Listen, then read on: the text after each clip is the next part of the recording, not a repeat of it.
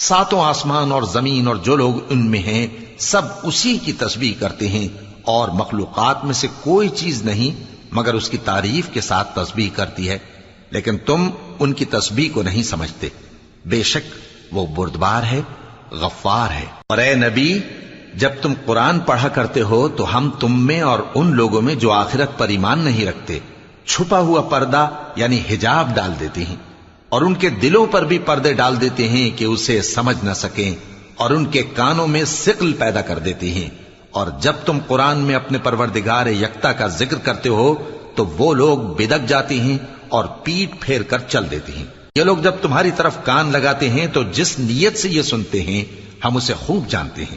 اور جب یہ سرگوشیاں کرتے ہیں یعنی جب ظالم کہتے ہیں کہ تم تو ایک ایسے شخص کی پیروی کرتے ہو جس پر جادو کیا گیا ہے،